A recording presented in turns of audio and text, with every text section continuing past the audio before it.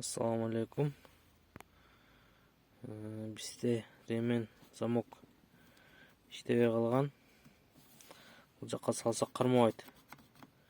Азыр шуну алып оңдойбуз. Эң жакшысы чыгарып алган жакшы. Сиденияны 4 болттон бошотуп алабыз. Сиденянын төртүнүн түбүндө мондай крепление болот. Ушу крепление чыгарып алабыз.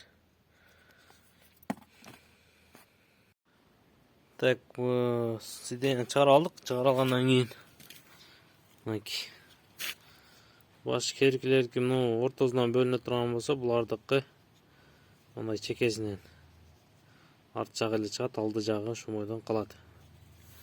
Чыккандан кийин могу нар жакка кеткен сигнал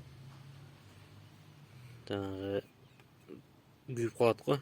Ремениңи так деп ушу жооп берет ошол нерсеге. Болбосо ремендин içi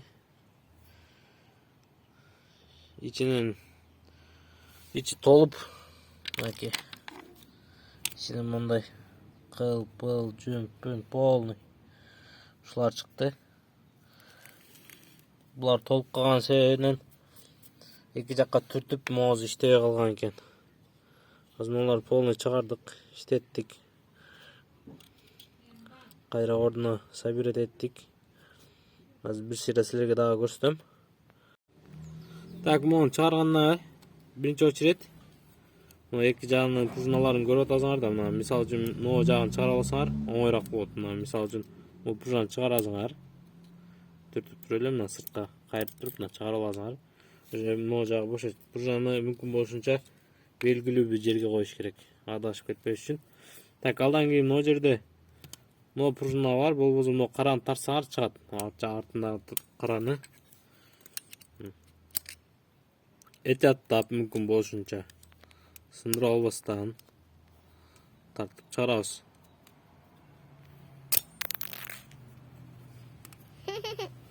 Мынакей бөлүп чыгарып алдык. Так, мындай турат. Могу жерде пружина болот. Пружинасын алгандан кийин могу чыгат. Чыккандан кийин могу кара арт жактан могу караны түрсөңөр, түрсөңөр чыгат. Бул отдельно болду. Анан эгерде муну да чыгарам десеңер, муну бир капталга түртөзүңөр. Капталга түртүп, бир капталга түрсөңөр, могу бир жак чыгат. Муну сыртка алып алсаңар болот. Анан тазалаган удобный болот. Анан могу карабыздын могу жерде пружина турат, муну түртүп берет. Кыскасы мына ушундай болот. Собирать эткендерде как положено ошо очередь менен собирать эте бересиңер. Мисалы үчүн могу караны ордуна саласыңар.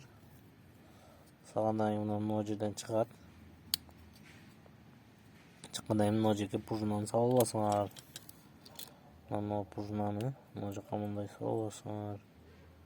Буну бияка этим могу жерге түртүп кармап берет. Бүткөндөн кийин көрсөтөм. Так, мынакей собирать этип бүттүм, чогултуп бүттүм. Могу салып аткандан могу жердеги эки пружина ичинде шишина болот. Ошо могу кызылдын арт жагына кирип турат, могу жерге. Ушуну салсаңар уже биягы өзү эле түшөт. Түшкөндө могу баарды компактный отуруш керек.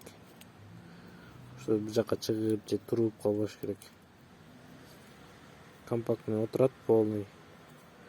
Анан могу салганда салып көрсөтөм. Мынакей мондай ровно болуп отуруш керек. Креплениялары полный тегиз отурат. Анан ар жакка могуга салганда деле жакшы отурат да, өзүнүн ордуна түшөт. Мынакей салгандан монтип эч жерин түртпөш керек, тегиз түшүш керек. Эми азыр муну бириктирип ордуна кылып клейлеп коебуз. Мына чекелери өзү клей болот экен. Клейлеп коебуз. Анан могу жагын өзү мунун башында кичине бир жаназа болот, могу ошол жака кирип турат экен.